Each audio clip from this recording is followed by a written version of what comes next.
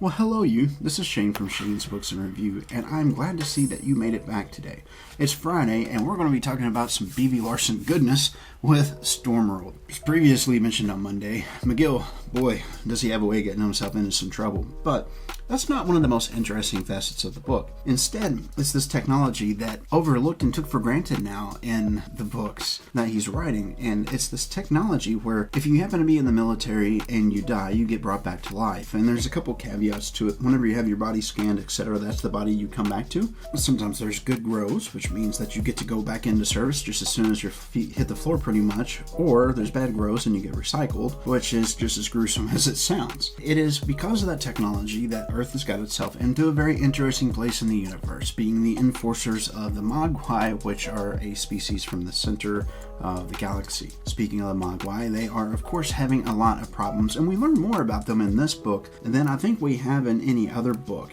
James McGill actually gets himself to the Mogwai planet Central, which is a very interesting point of the book. McGill, of course, is a womanizer, and there's a couple references to that in the book where people that are under him, his subordinates, they ask him if he has slept with this creature or with this or this or this, which is almost like the books are becoming self-aware of their own issue. And in point of fact, as I mentioned on Monday, McGill says a couple of things about that as well. Him and Galena, at the beginning of the book, of course, they're together. They separate during the middle of the book, and then towards the end of the book, they start to get back together again. There are a couple points where, James McGill actually starts to think about this kind of a relationship, because it seems like while they're in wartime, they can't get along, but whenever they're not in wartime, then they seem to gravitate towards each other. And the main thing is because of their differences in theology and the way they think about what they need to be doing or should be doing. And it has been interesting to see how Galena will taunt McGill whenever it comes to these things. It is, indeed.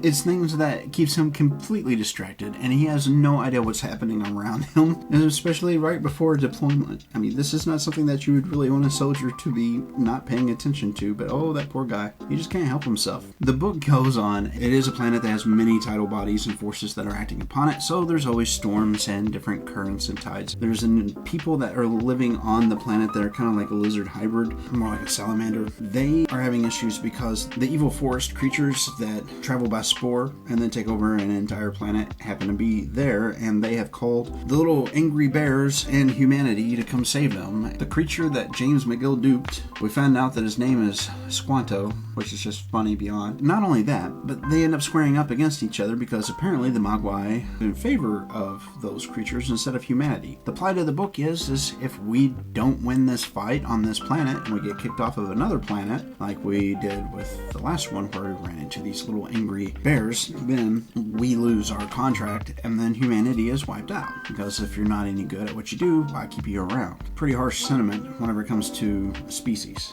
But with that being said, that's usually the way these sorts of books go. There's not really any new technologies that are introduced in the book. There's one thing that I really feel is being forgotten, and that is what happens if we lose the ability to bring our people back in these books. That could be a very unique device and motivational factor, really, that could be explored in future books, especially if they start to head in the direction that I think that they're getting ready to. There's one particular thing that McGill was supposed to do or not do, and he did or didn't do it in the wrong way, and so it's probably going to anger the entire species of Mogwai, and they don't like leaving their homes, which that was a very interesting side note, footnote, whatever you want to call it, and it explains so much whenever it comes to the Mogwai psychology of if they weren't their home planet and closest part to the city, that's how they get their status, is by whoever's closest to this one particular point. Being that you're out in the outskirts of the universe, far away from the central portions of that, then that means you're an outcast. And where we would look at it as you've had great honor, they look at it as if it's a penal colony assignment. These are the things that James McGill has to sort through, along with defeating or not defeating, or winning or not winning, or beating Claver. Yeah, Claver, he's in this one all over it.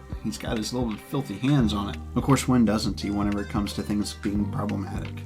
It was an enjoyable read. If you've enjoyed the other books that he's come out with that had to do with McGill, then you're probably going to like this one too. In itself, it could be read on its own, I'm pretty sure. Some of the stuff might not be so enjoyable though, if you follow what I mean, because you won't have all the backstory for it.